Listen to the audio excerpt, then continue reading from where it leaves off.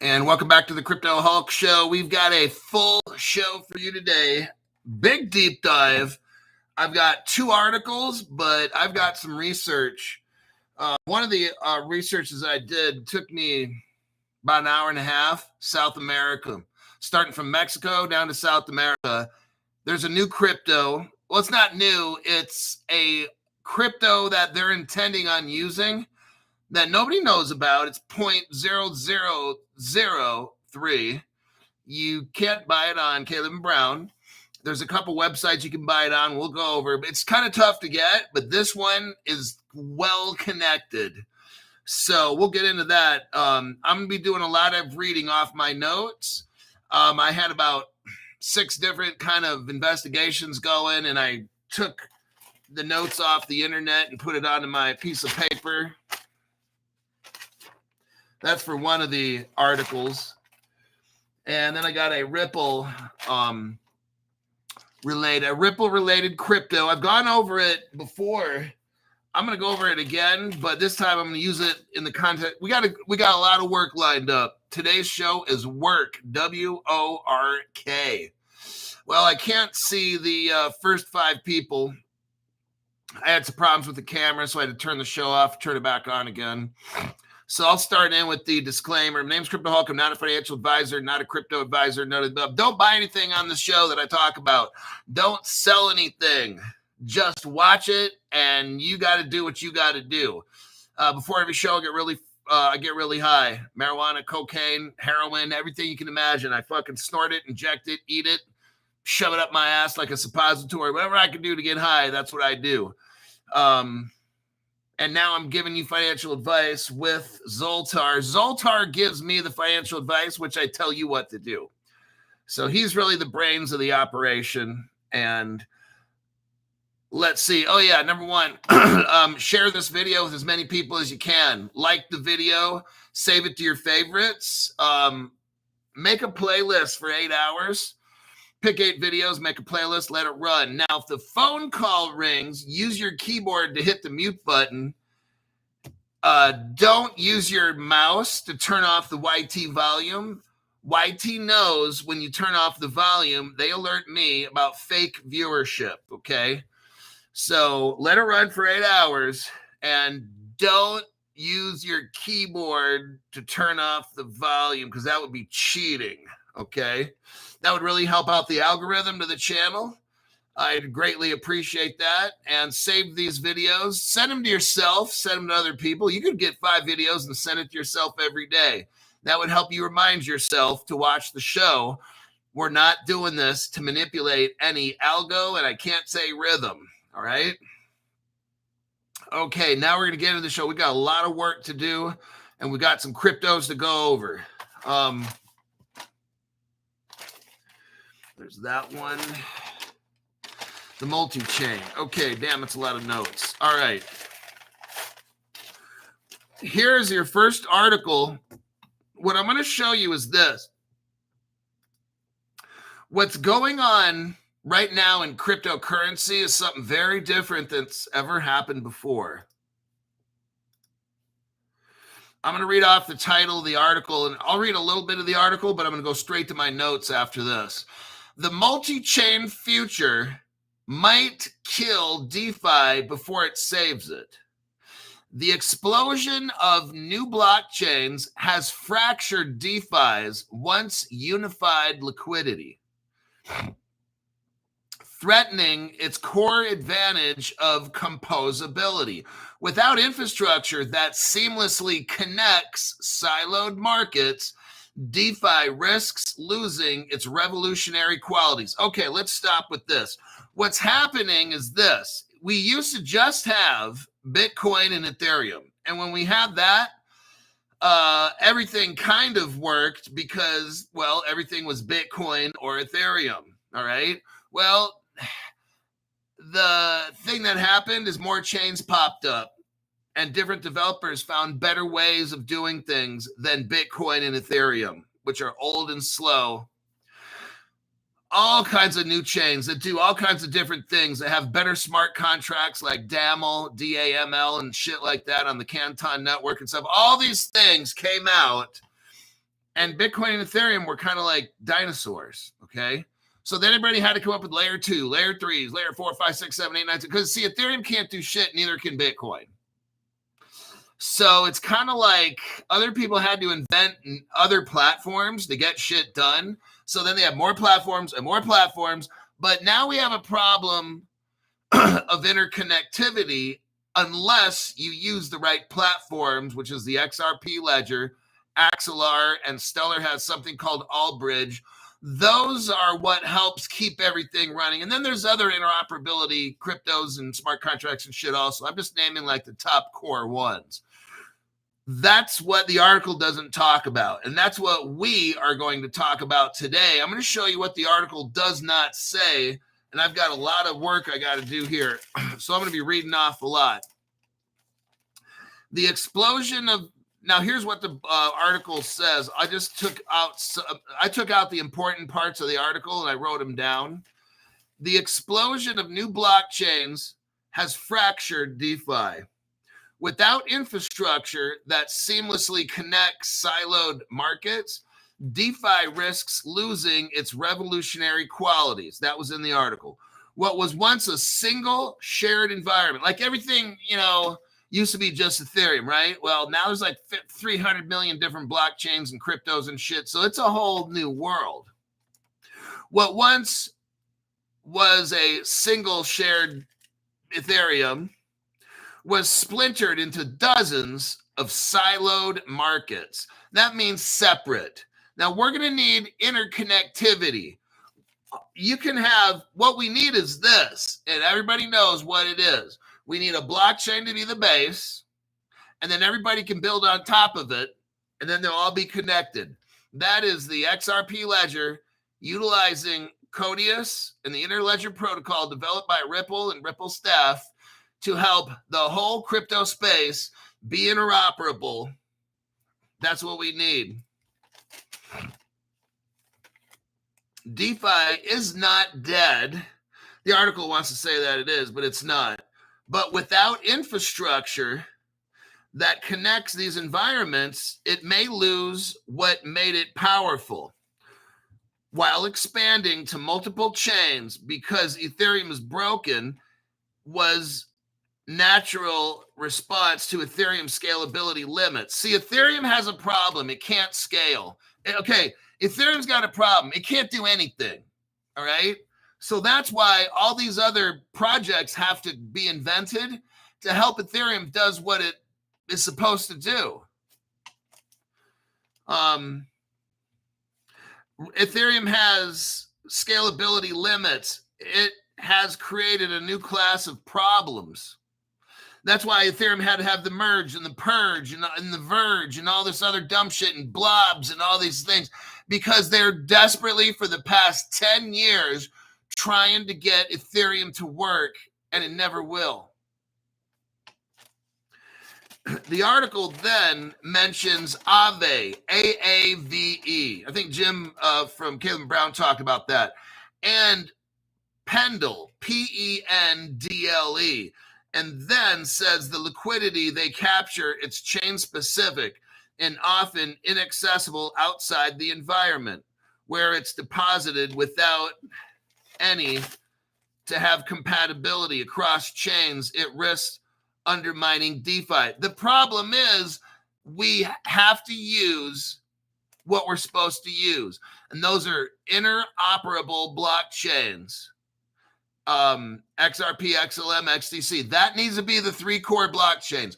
When the rest of the crypto space acknowledges this, this shit will start to work, okay? But right now, this group wants to do their thing.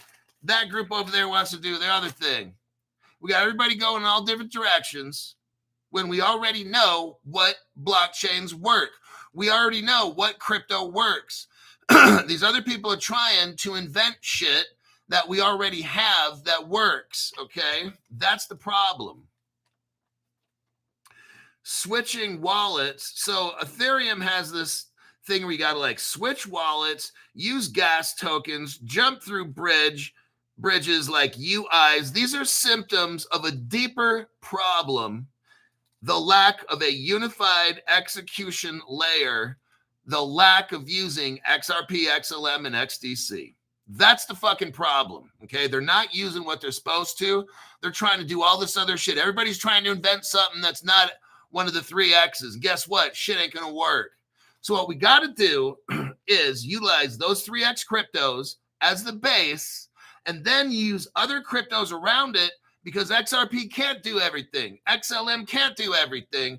And same with XDC. It cannot do everything. That's where the XLRs come in and all these other things like that to assist and advise, okay? Next, what is XAH? Okay, now let me check the comments and then we'll go into this next thing about, now I'm going to start showing you what's one of the solutions, which is the crypto XAH. But let me look through the comments here real quick.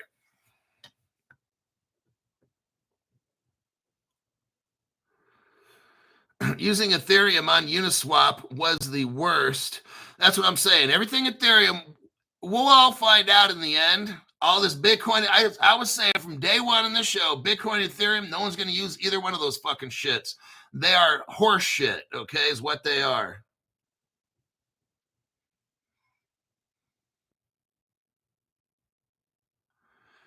Okay, let me go into the article. XAH, Crypto She-Hulk's got it up there. It's 0.006 cents.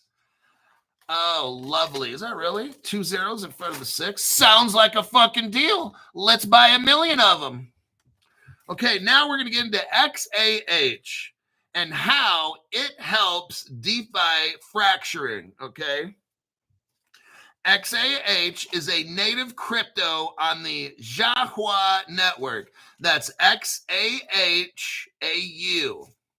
It's a decentralized layer 1 blockchain built as a side chain to the XRP ledger. Now we're getting somewhere, okay? It introduces smart contract functionality through what we call hooks, HOOKS. Now, Ripple had an amendment on the ledger. I think it was either XLS 20 or 30 or 40 or something like that to bring the hooks feature to the XRP ledger. What is this? Like I said, the XRP, XLM, and XDC, that will be the basis. So far as I know, things can always change, right? So nothing's set in stone. Even science, whether it comes to physics or whatever, they said the atomic structure of an atom, it was all wrong. Like, look, we don't know shit, okay? So if I say something, it's not the God's honest truth, because I'm a human, everybody makes mistakes. So what we have is an XRP ledger that's brilliant at what it does. And David Schwartz is like, we don't want to add a bunch of shit to it because it slows it down and opens it up to problems. So we have an XRP that does what it does. Now, this company called Zhahua Network, or Zhahua, whatever the fuck it is. I don't speak Chinese and all this this Mandarin shit. I don't speak the fucking Mandarin shit. I don't speak Cantonese either. But I ate Chinese food today for lunch at the Aladdin Casino in Reno. Very nice people. Food was pretty good, I have to admit. Anyhow, Crypto Hawk, can you quit talking about? I eat dinner early. It was about 2 o'clock. So that's when I try to eat dinner, 2 to 3, and I'm done. But we're talking about hooks. Why is this? Because the XRP ledger, you can add a side chain to it, the smart contract functionality through something called hooks. Okay, this is what we're trying to solve, is the problem with DeFi and all this fractionalized and splintered crypto. We're trying to bring it all together. And that's what this crypto does. I'd seriously consider getting it. Yeah, I don't know if Kevin Brown has it. Somebody look it up. Oh, it's 6 cents. I'm sorry. It is 6 cents, not 0.006. I need glasses, so that's my excuse.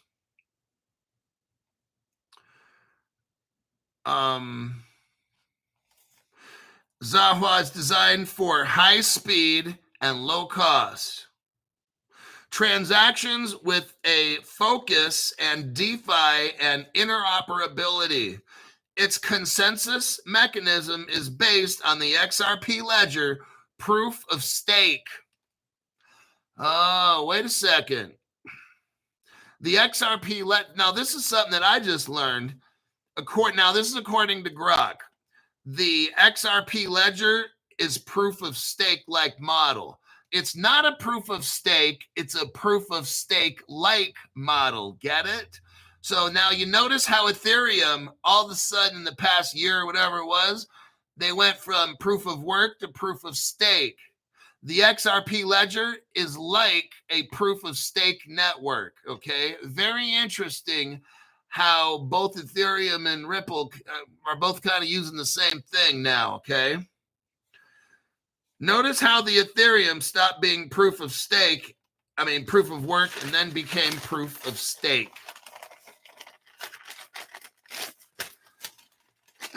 Let me check the comments here real quick. Extra sweet sour sauce.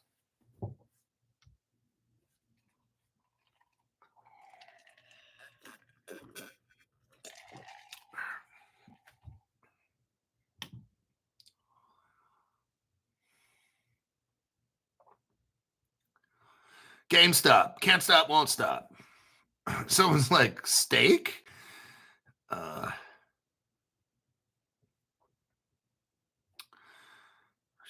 There's 1970 legend.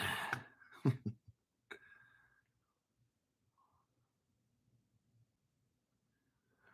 just looking through comments. Delgadoff, thank you very much for that tax-free donation. Not on Kalen Brown, says Crypto She-Hulk. Okay, good. Back to the work. The key features. What are the key features to the Jahua network? Almost sounds like I'm ready to karate chop somebody. Jahua! I'm ready to bust somebody with a Hong Kong Phooey karate chop. What are the key features of the Jahua network? Smart contracts via hooks. Wait. Smart contracts. Well, then we don't need Ethereum, do we? No, we don't. Exactly. Exactamundo, amigo. Via hooks, scalable, and it's efficient. So the Jahua network utilizes smart contracts via hooks. It is scalable, which Ethereum is not, and it's efficient, which Ethereum is not. Jahua facilitates bridging by enabling interoperability between blockchains. Oh, Jahua is a bridge, a smart contract interoperable bridge that acts as a side chain on the XRP ledger. Very interesting. Now, we know that Ripple has the Ethereum virtual machine, okay? That acts more in the lines of like a smart oracle, which is what Codius is.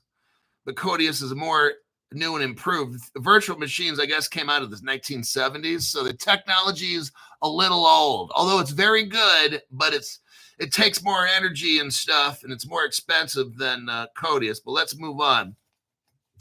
The Jahua supports cross-chain transfers. Oh, brilliant.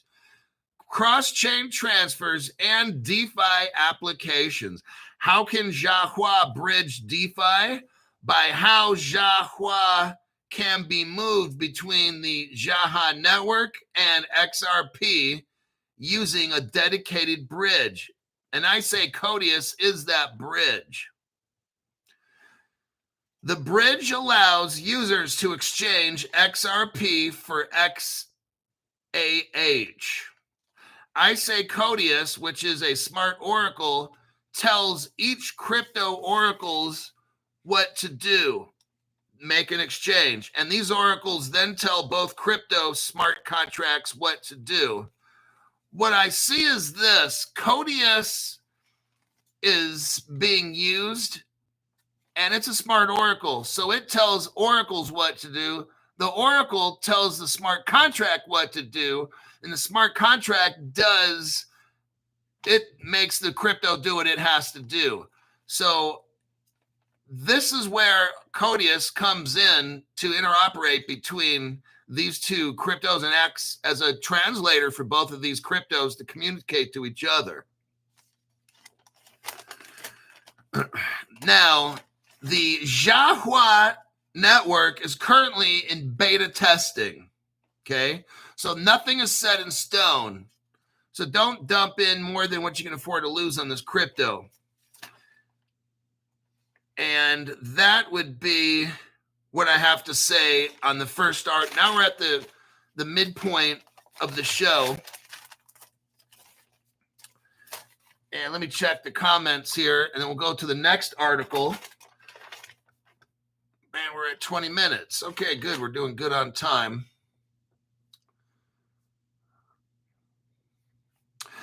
Joshua Joseph says, Hulk, you seriously keep us ahead of the mainstream curve. Thanks for putting up with me here. Really grateful for this show. XRP Ledger uses a unique consensus mechanism called the XRP Ledger Consensus Protocol, which is different from both proof of work and proof of stake. Right, it's proof of stake like. I had to make that clear in the show.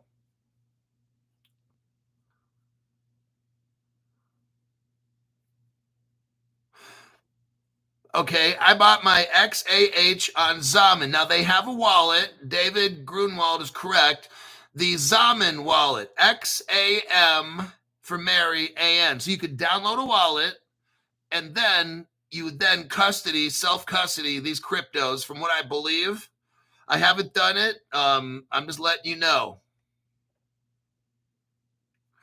XRP holders were airdropped Jiahua.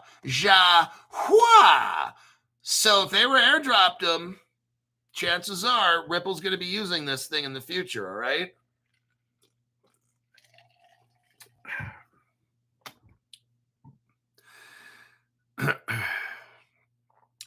Does that include, now Evernote is mixed up in this as well? Yes.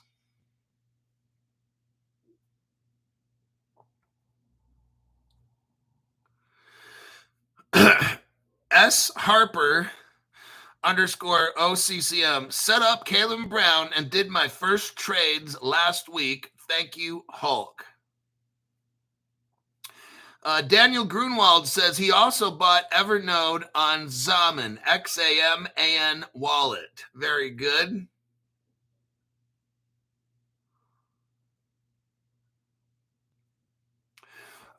With the Evernote, it's Evernote, Node. It's Evernote.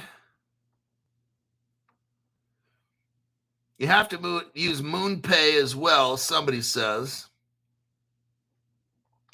I've purchased on Zaman. You got to buy XRP to buy it. Okay, so you get XRP according to somebody on the Zaman wallet, and then you swap it out or whatever for the XAH. Okay, Michael Gilbert bought XRP on Uphold and then sent to his Zaman wallet. Interesting. Okay, and let's go to the next article here. Wait, this is a 2-pager. Get ready. We got a deep dive coming at you. Coming at you there, chubby little buddy. So that's article there. Oh, one thing I wanted to show you again. Let me go over this and show you.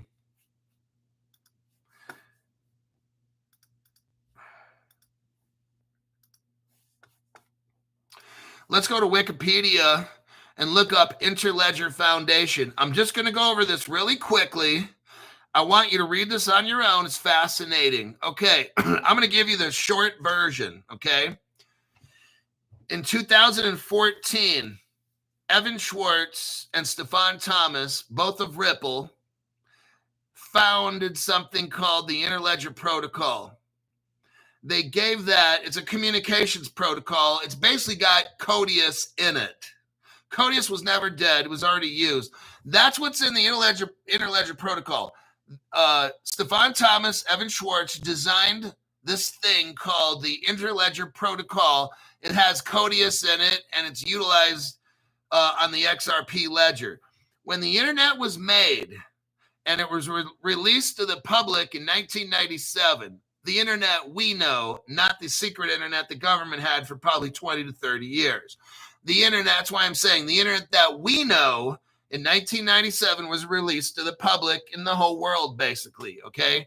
But in the internet, there was a placeholder, there was a spot that was left blank to where it was called HTTP 402.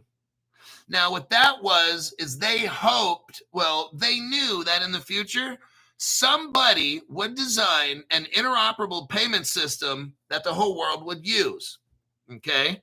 It was from 1997 to 2014, 17 years later, okay, almost 20 years after what we know as the internet, Ripple gave the World Wide Web Consortium. That's the people in countries that own the internet. So Ripple gave to them what's called Interledger protocol, and they put it in HTTP 402. They stuck it in because there was a spot reserved. There was a spot reserved in the internet. So Ripple already put the interoperable blockchain in there with the Codius.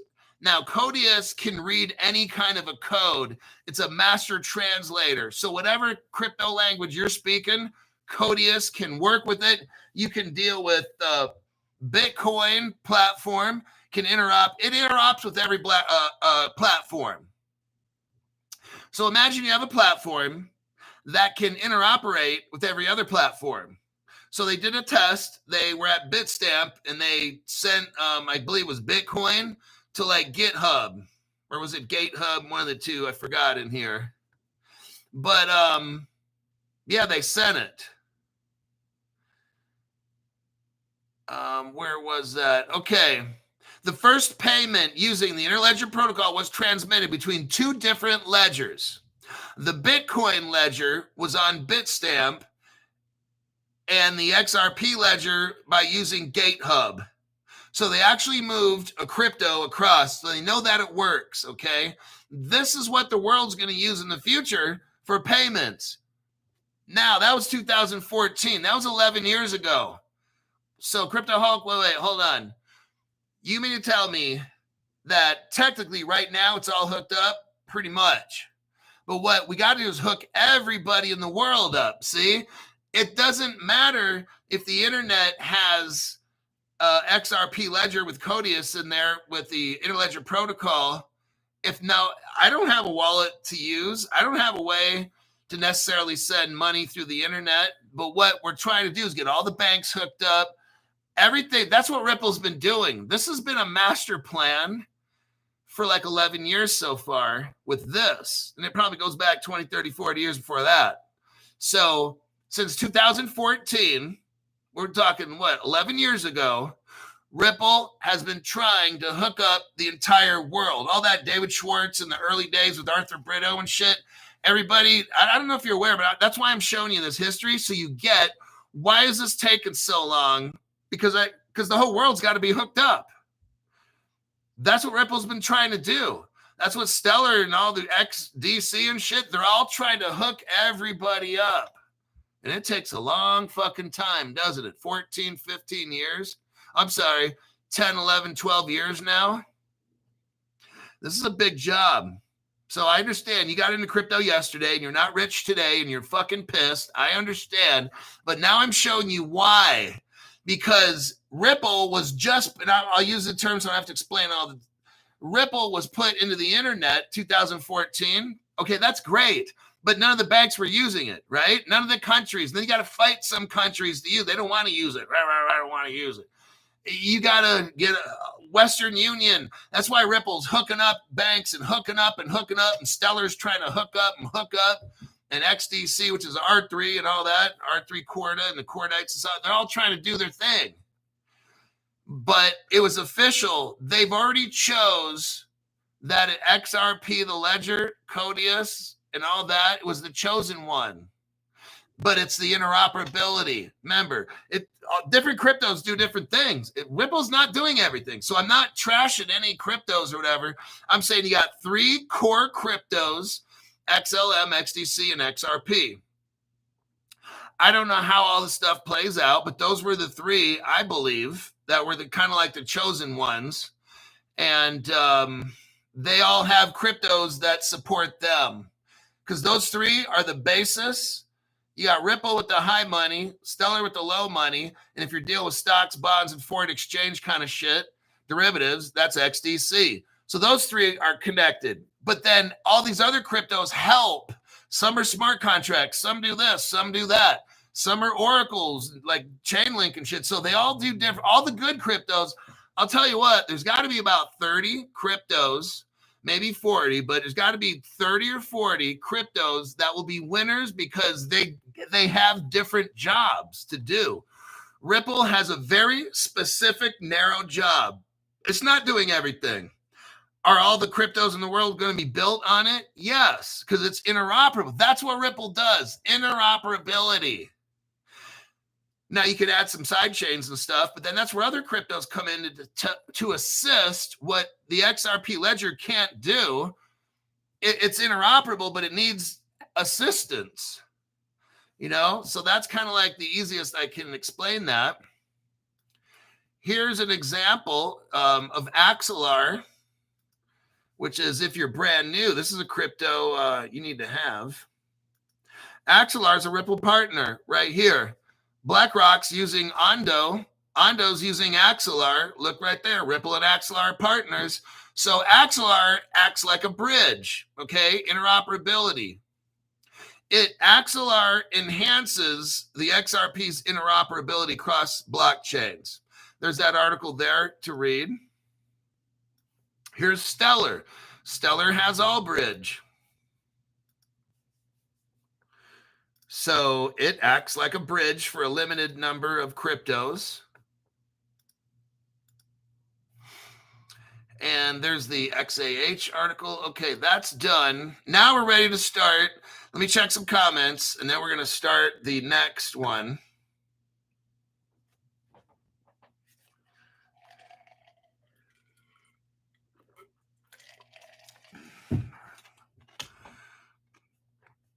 Hulk is the best detective on crypto deep dives. It takes a lot of work. I don't know everything. I never said. I always told you for 5 years, I know about this much with crypto. All right. I try to look, and I'm not trying to understand everything. I'm not trying to do all that. It fucking bores me to death, actually. I just try to know enough to make myself rich and you guys too. That's the only thing. That's all I try to do. I'm not trying to be an encyclopedia and know everything and all this crypto shit. I don't fucking care, man. As long as I know what cryptos I need to fucking pay for, I'm pretty much good to go. I don't need to know all the technical shit. All right, here's the next article. I'm going to show you all the evidence first, and then I'm going to read the articles, okay? So we're going to have dessert first.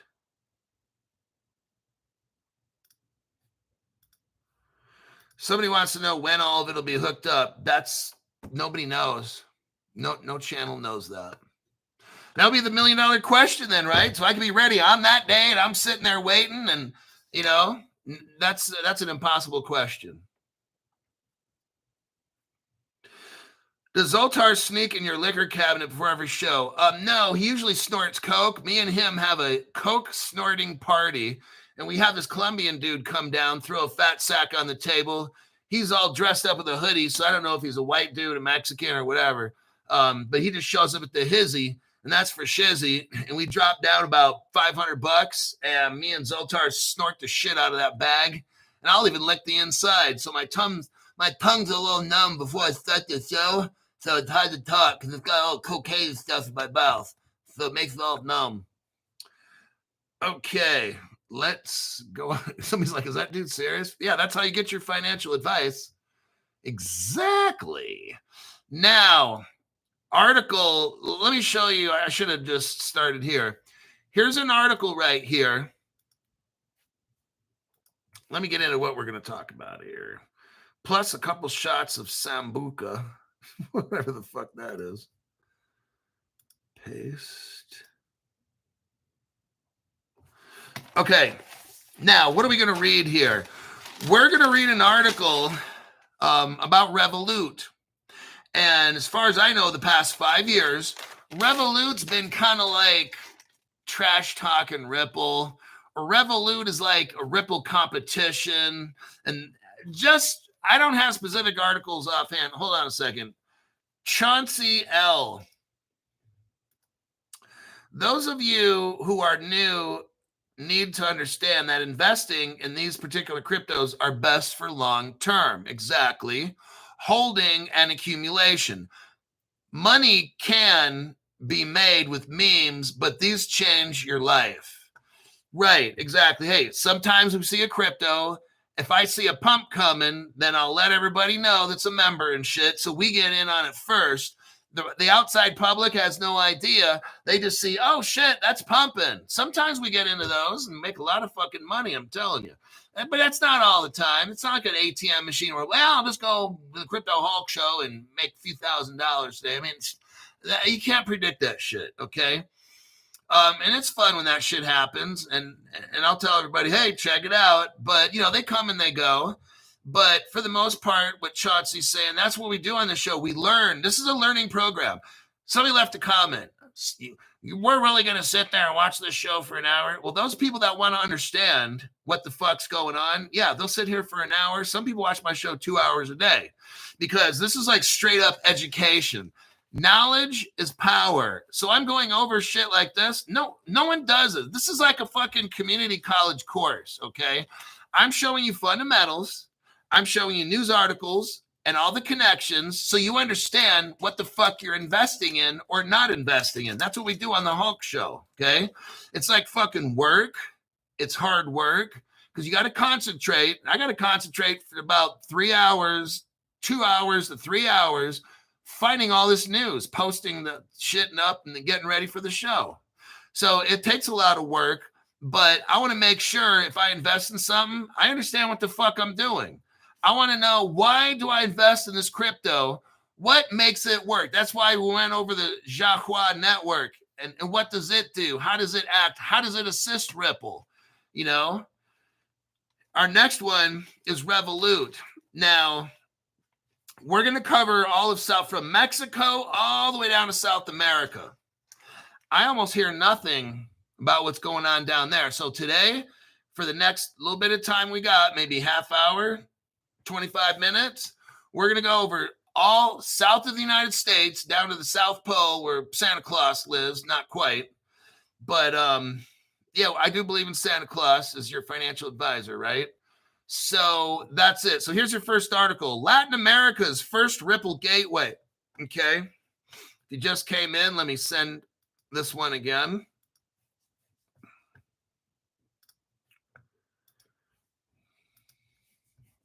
There will be some cryptos that you could possibly buy in this article. So when we come up to them, I'll make sure you know which cryptos they are. And if you want to buy them, buy them. If you don't want to buy them, don't. I really don't care. So here's your first article. I'm going to show you all the evidence. So when Revolut, which is out of Europe, is going in, okay, so right now, from Mexico all the way down to South America, maybe the South Pole where Santa Claus lives, that's controlled by a company called Mercado Pago, which is a affiliate company of Mercado Libre. So Mercado Libre is like the Amazon of South America, the Amazon.com, okay, where you sell everything and stuff. In America, it's called eBay, like that, okay. In South America, their eBay is Mercado Libre. So they sell all kinds of shit.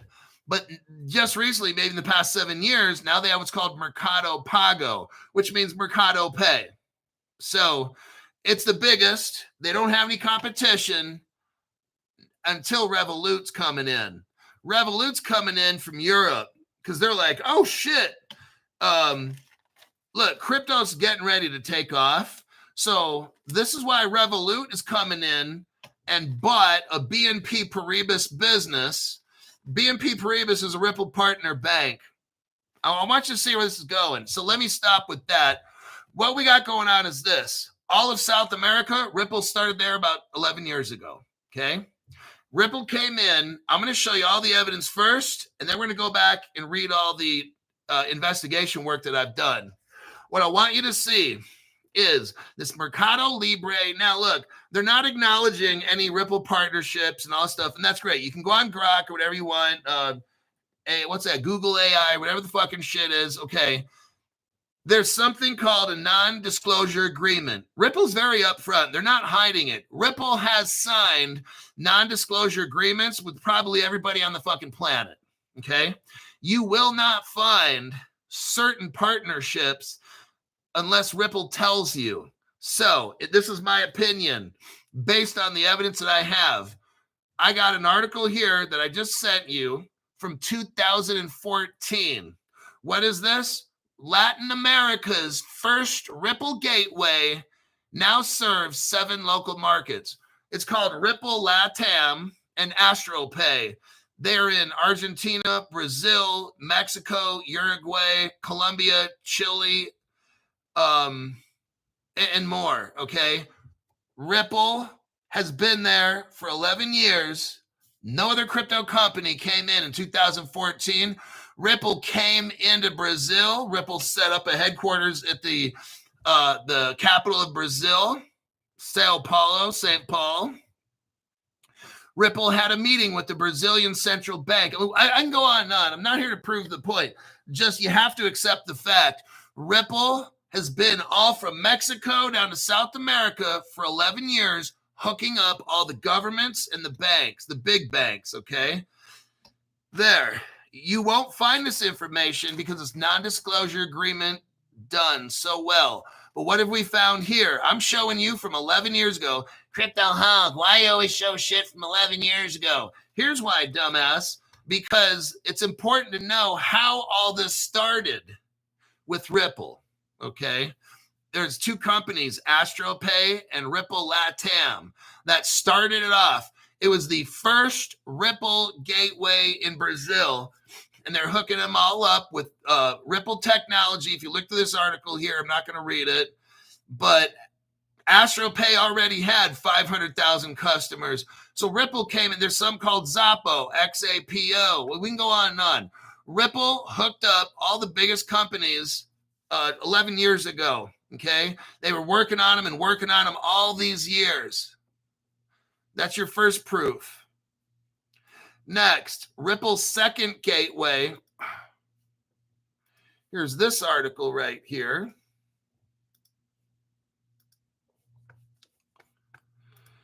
Latin America's latest Ripple gateway launches in Brazil. This is the second Ripple gateway, and it's called RipX, RIPPEX. Don't forget that name because I'm going to show you where it is here in about 5 minutes. Now, how did all this start, Crypto Hulk? Well, there's something called the International Ripple Business Association.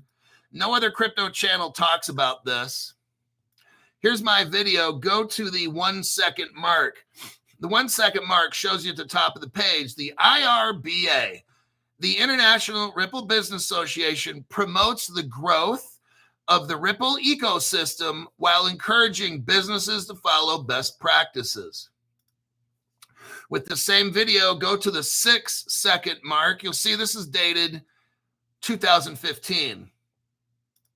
Now go to the 12 second mark. What is the IRBA, Crypto Hulk? It's a gateway, on and off ramps to the Ripple network, okay? They give the users ability to do what? To move assets, to move fiat, to move crypto, to move gold, silver. And it says etc. You know what that etc. is? It's already done. Securities, commodities, derivatives, crypto, all that shit, Crypto Hulk? Yeah, that was like 12 years ago. This was all done. I'm trying to tell you, okay? You can see right there, Bitso was a partner. That's out of Mexico. Now I want you to go to the 24 second mark, and you'll see right there, 24 second mark, it says Brazil. What's the name of it right there? RipX. I just showed you that in that other slide. It was RipX. That's the second gateway. There it is right there. Has anybody ever showed you that? No, just Crypto Hulk show, because I got access to shit that nobody has.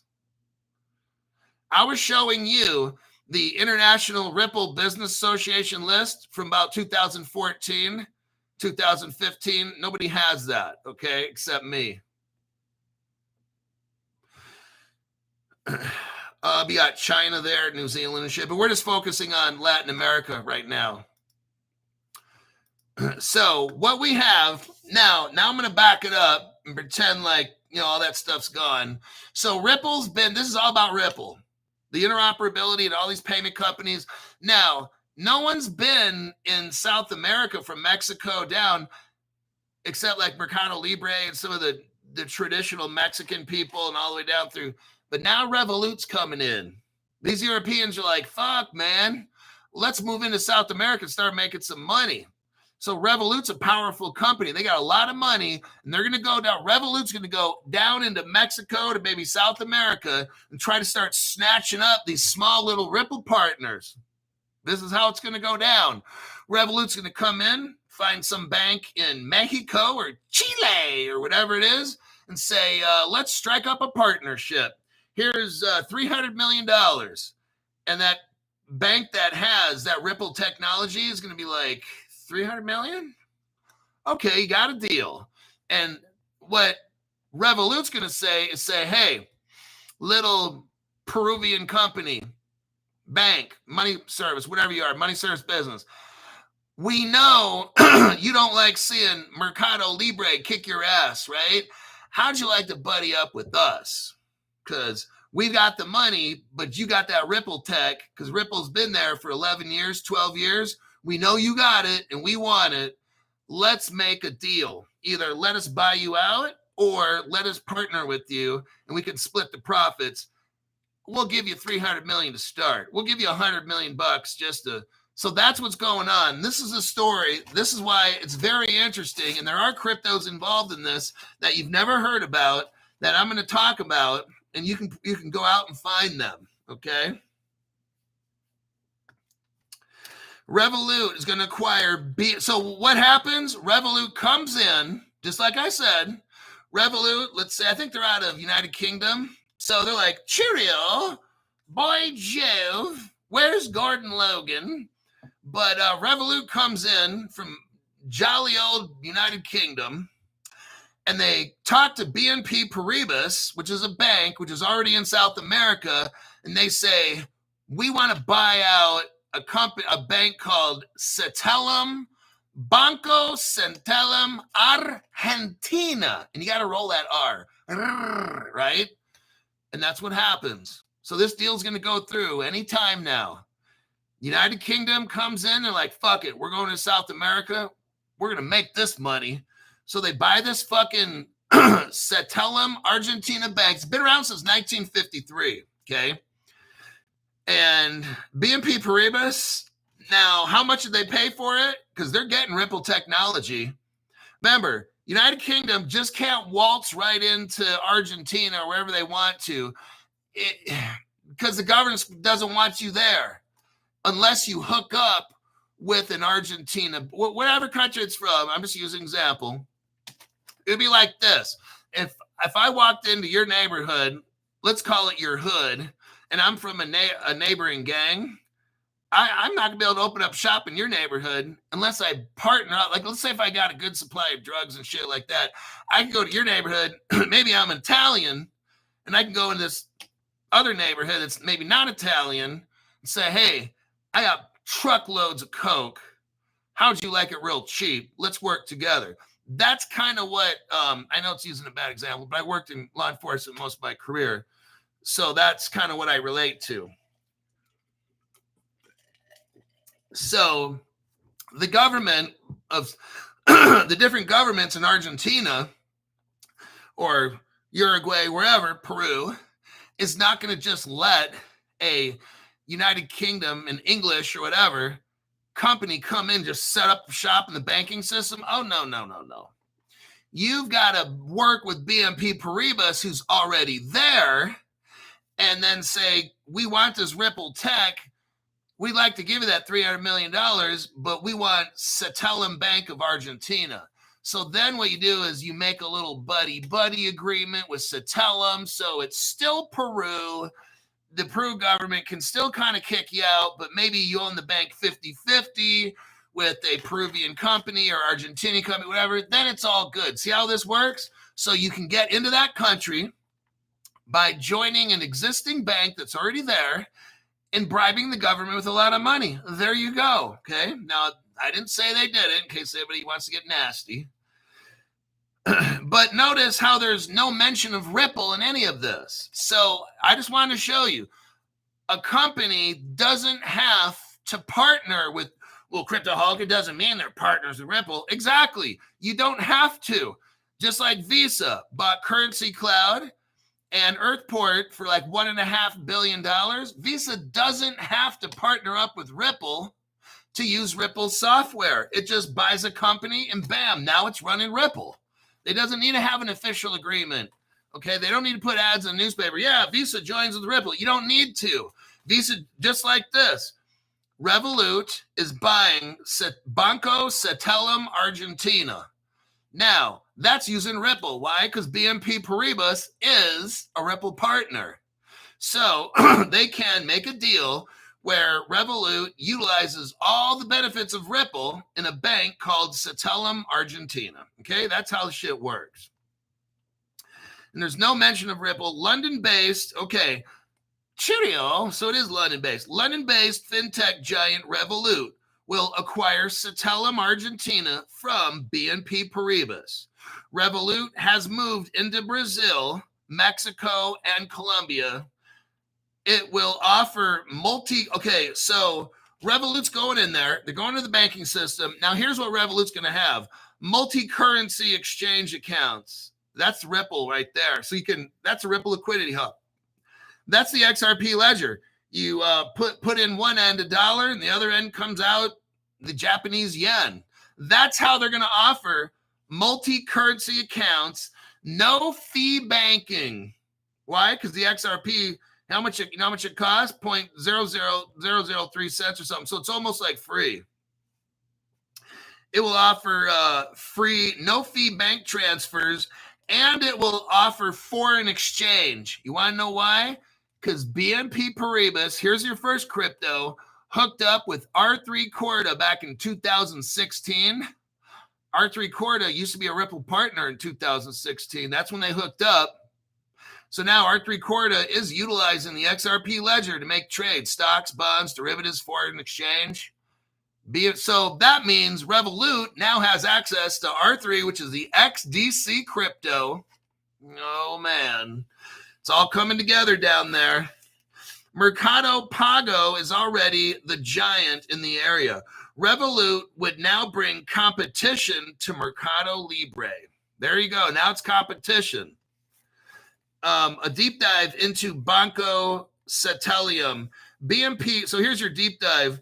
BNP Paribas used fintech and crypto since 2015. What's so important about 2015 is that's when Ripple won the lawsuit against the United States government. Our government in 2015 already determined that Ripple was a money service business. Our government already determined what the XRP was, not Judge Sarah Netburn, not this current trial. In 2015, our government already determined that Ripple was a currency, not a security, not a commodity, none of that, okay? Just thought, you just might want to tell your other channels you're watching that this court trial is so fucking stupid. And for them to give you updates on the Ripple trial was the dumbest shit they've ever done. Okay, in 2015, I think it's 16, BNP Paribas joined the R3 consortium. R3 is a platform. There's some called R3 Corda, comes from the Cordite Society. This is Chinese, by the way. They're going to use the crypto XDC and some other ones as well. In 2020, BNP Paribas joined Curve. That's where, so Revolut bought this bank that is owned by BNP Paribas, okay? So that's where all these connections come in. Curve used Ethereum.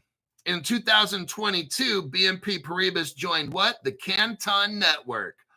Oh my God. So here's Listen to this one. What is the Canton network? It's a privacy-first network.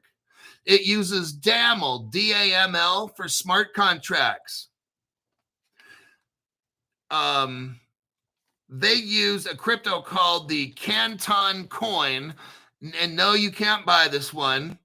Now, who was a partner of this back in 2020? Well, just Goldman Sachs. That's a Ripple partner, by the way.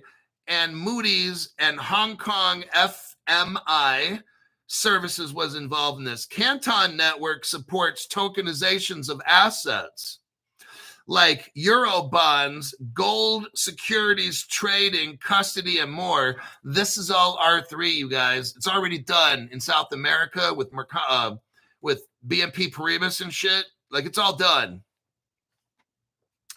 A 2024 pilot showed that there was 45 major institutions already in this Canton network in South America, from Mexico all the way down to Brazil. In 2022, JP Morgan Onyx Network joined it. Now, guess who else joined this BNP Paribas and all these banks? Medico. That's a crypto custody company that Ripple owns right now. Oh, man, Crypto Hulk. So what you're saying is BNP Paribas used all these top banks and all this crypto technology, and Ripple is in there because Ripple laid the groundwork in 2014. Revolut comes in all these years saying, yeah, we're going to kick Ripple's ass. And guess who's using Ripple? Revolut. Oh, shit. Revolut's also using R3. Oh, shit. This all... Okay, now, so BNP Paribas uses Medico, that's Ripple, for custody. And guess what? They also use Fireblocks. Oh, that's what Caleb Brown uses. Now, there's a certain clown on the internet. There's a clown, I don't mention names, who says that Fireblocks is no good and da-da-da-da. I'm like, dude, are you fucking high? You must be higher than Crypto Hulk, because 2,000 of the world's biggest banks and financial institutes, the absolute biggest, use Fireblocks. Now, how are you going to be on the internet talking bad about Fireblocks unless you're fucking high? Okay. Let's move on and not mention names of some stupid fucking retard out there. Okay, next, we got Revolut. Now, here's Revolut, BNP Paribas are working with a company called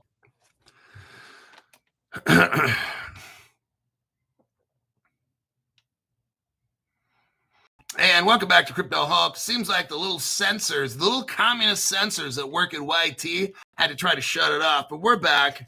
Way too much good information. They couldn't handle this. So Revolut, BNP Paribas are working with something called Token.io. Now, who's involved in that? Only like the second biggest bank in the world, HSBC. Only Santander, which is a Ripple partner. But there's no token for Token.io, so don't look for it. It just so happens that this is all Financial Conduct Authority of the United Kingdom. It's all approved, even though Revolut has all this financial conduct approval already. Then they take their tech and go and they try to buy this bank and shit down there, which they did.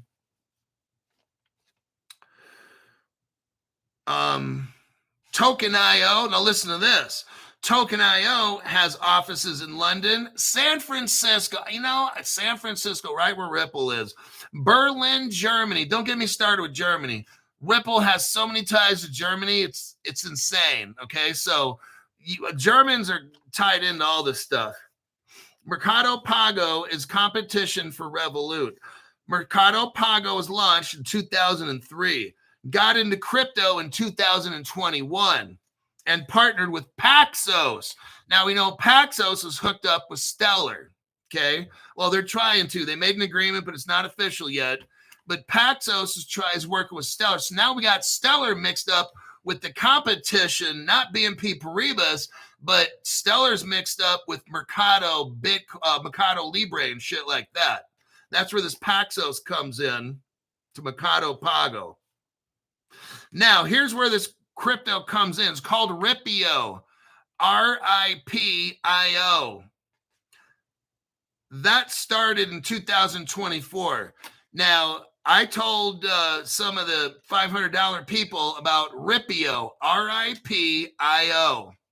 That is a crypto that they're going to be using, okay? The Mercado Pago people with Paxos involved, which is Stellar, okay?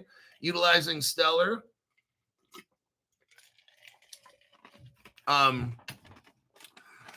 It's really hard to find Ripio. Let me look it up on CoinMarketCap right now. I think they're only showing 2 places it's sold. CoinMarketCap, R-I-P-I-O.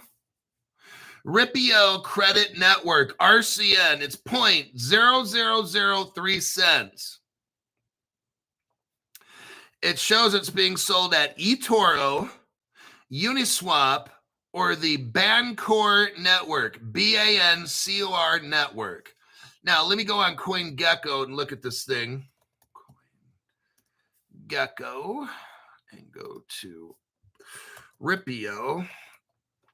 Remember, no one's ever heard of this motherfucker. Okay, it's 0.0003 cents. Where is it sold?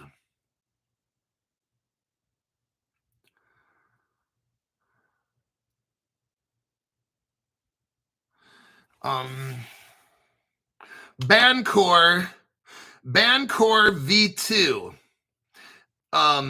It looks like it's, according to CoinGecko, it's only sold at something called Bancor, B-A-N-C-O-R, and then in parentheses, capital V, and then the number 2. And what you got to do is you got to pair it, RCN, Ripio, and BNT.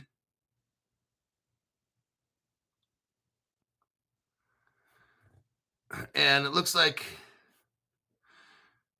yeah, looks like you got to use like Bancor crypto. I don't know. I'm not getting involved in this. It says you are visiting a restricted site. I'm going to click out of that. So it's one of these things where, hey, I'm not getting, if you know how to do this shit without getting in trouble or losing money or whatever, then, but it's here. What is the Ripio Credit Network about? You can read about it on CoinGecko. You could do some research here on the Ripio network.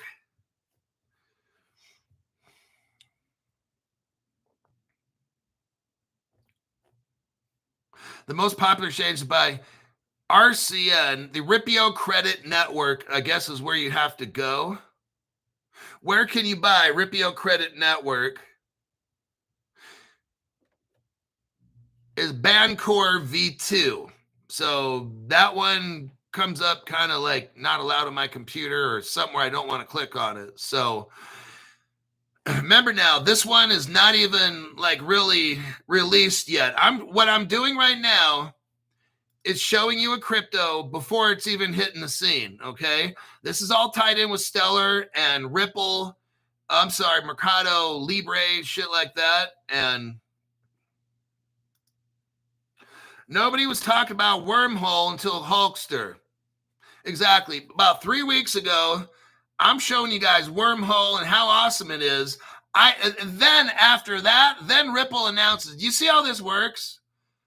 I've been telling you about Ripple China, Ripple Russia. I've been talking about the automated market maker that Ripple came out with.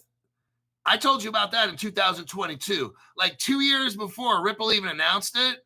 3 weeks ago, probably 2 weeks ago, but about 3 weeks ago, I'm talking about Wormhole and how you need to buy it and how it's all connected to Ripple. And then Ripple's like, oh shit. Then Ripple has to come out and announce, yes, we have a relationship with Wormhole.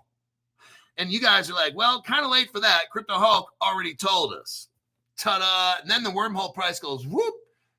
But we were talking about it at least 1 to 2 weeks. Then Ripple had to announce it because I already talked about it, right? That's how it worked. Go back and look at the time frame, folks. It's about 3 weeks ago, and he was like, damn, that Crypto Hulk knew about that Wormhole shit before Ripple even talked about it.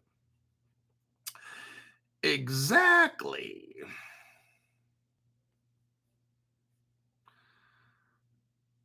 Let's see.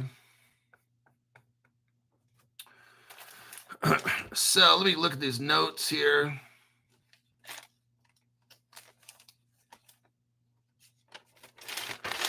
So that's the Ripio crypto.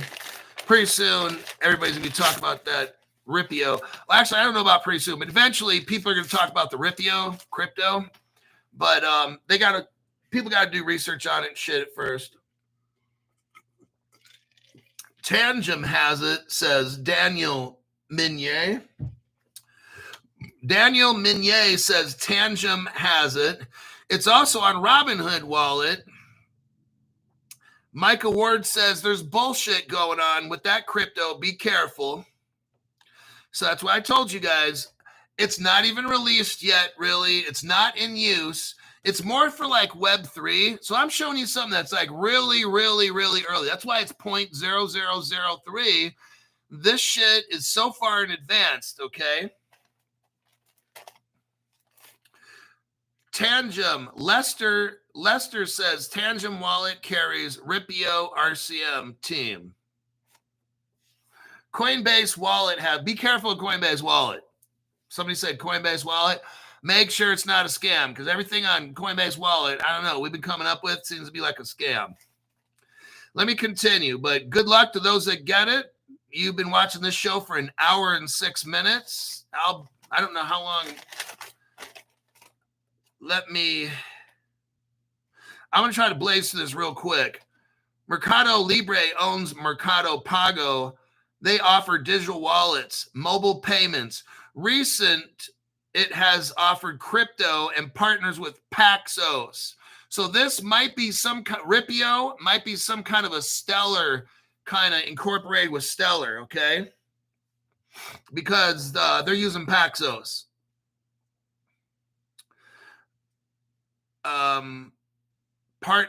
Recent has that crypto and partnered with Paxos and Ripio. Remember now, Mercado Pago and Mercado Libre is like the eBay of all South America. This is fucking huge. So this will be like the competition for Revolut, okay? So this is Ripio, which is probably a Stellar project that's all supposed to be secret. Don't tell nobody. Don't tell any other channels. But you found it here on Crypto Hulk Show. And I do a lot of research for the people on my channel. I do my absolute best I'm telling you what, I deep dived the fuck out of this thing till I couldn't anymore. Okay. I was literally like exhausted mentally. So I had to get out of the house and go to a casino to eat some Chinese food because I was fucking brain dead. Now, in 2023, they joined Circle stablecoin. Very interesting. 150 million users. That's like half the United States population. In 2016, Mercado Libre had QR codes. In 2018, here's Visa coming in. So you know what? I'm telling you, I think this whole Stellar and Ripple shit, they're intertwined somehow, or something's going on. Because you got 2018, they partnered with Visa. And Visa's a massive Ripple partner. Not saying they're using Ripple technology, but it appears that Stellar is all working with this Mercado Libre company and shit and Paxos to get this shit done with Visa. Very, very interesting. It's the Ripio. Ripio is one day that Ripio is going to fucking take off, okay? And you guys got it for 0.0003 cents. Let's continue. It started Mercado Libre. That's like the eBay of the South America. Started in 1999, inspired by eBay. In 2007, it launched Mercado Pago. They partnered with Ripio in 2018. In 2024, Mercado Libre launched the stablecoin called the Meli Dollar. That's their president down there in Brazil or something, Meli. Oh, here we go. In Mercado Libre 2019, PayPal invested. So we got a PayPal, Stellar, Ripio, Visa going on. Sounds pretty juicy to me. I can't tell you to buy Ripio or if you should or not, but it's a very, very juicy story. And Ripio is mixed up in this, but I'm not telling you to buy it. Oh, now looky here. Visa is and Mercado Pay is involved, like we said. Ripio, they started in 2000. Oh, now this Ripio. Now this is interesting about Ripio. It just happens to be out of the Cayman Islands. Isn't that where Sam Bankman-Fried and all the little secret people go?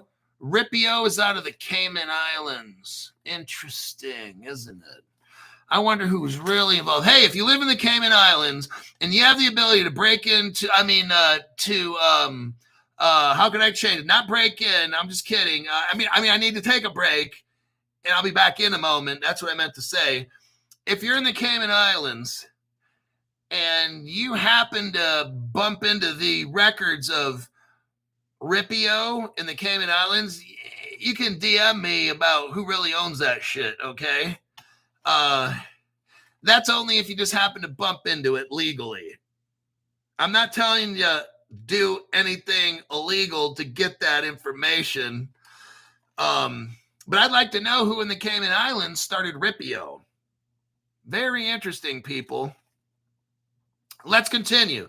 Now, who are the partners of Ripio? Circle. Oh, shit. Is Ripio Circle running on Stellar? Oh, the stuff we find out on Crypto Hulk Show. Polygon's involved in this. Algorand's involved. Now, isn't Algorand a Ripple partner? Oh, shit, Crypto Hulk. This is fucking good. I'm going to have to watch this fucking shit again. Paxos is involved. Oh, now look, Coinbase is involved. Oh, shit. Crypto Hulk, I got to get that fucking Ripio shit. Where the fuck is it? You got Coinbase. Check it out. I've got it. And Amazon's involved. Oh, shit, Crypto Hulk. Fuck it. Fuck. I got to get that shit now. I mean, look at all these names, and this Ripio crypto is not even out yet. It's 0.0003 cents. Oh, my God. Becky, look at her butt. Looks like she's one of those rap guys' girlfriends or something. Now, who's involved also in this is a company called LA Acceleradora. La Acceleradora. It's like a startup. It's a like an A16Z. And Andreessen Horowitz, this is the South American version of the big Andreessen Horowitz. And when La Acceleradora comes in, that shit works. And guess what that shit is? Ripio. You have a startup here, okay? And, oh, shit. La Acceleradora operates under Ripio Ventures. Oh, looks like good crypto. Oh, yeah. Now, guess who La Acceleradora, which is Ripio Ventures. Look, it's the same company. Like, you just got to have different LLCs. You know what I'm saying? But it's all under the same shit.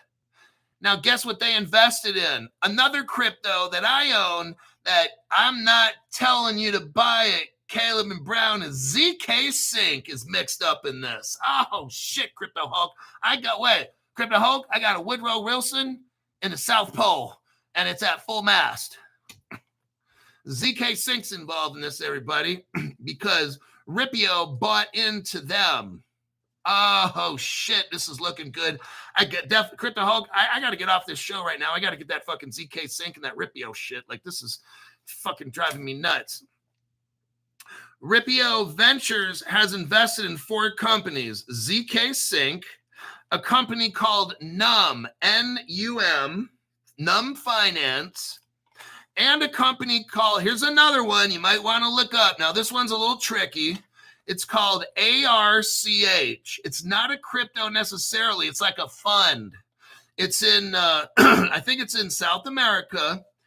It's the ARCH, ARCH is a crypto company, and they have crypto it's a DeFi company. So you'd have to look up ARCH, ARCH, DeFi company out of, I think, Brazil maybe, or something like that.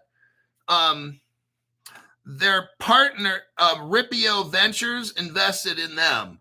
So that's enough information where if you did a search, you could type in Ripio Ventures +, Arch +, DeFi company, and you can figure out which company it is, and you can possibly buy crypto and shit from them. I'm not telling you to do it. This is just what I discovered.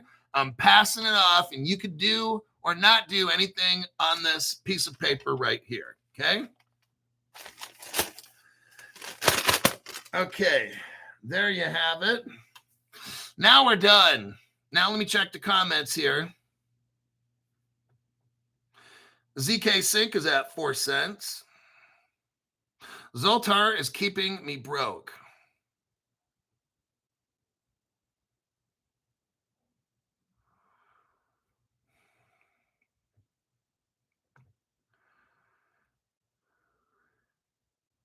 Repeal. Robert Driscoll says, thanks, Hulk. Joshua Joseph, looks like there's a little goat right there.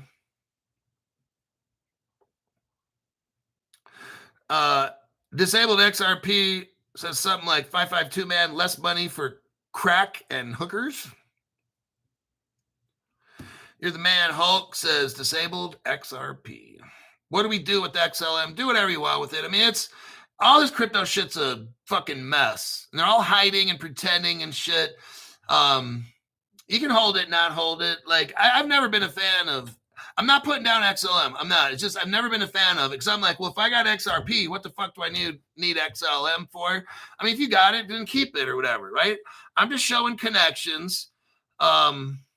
It's just, look, in the end, you never know because there's all these shadows and mirrors and trickery and all that. I don't know.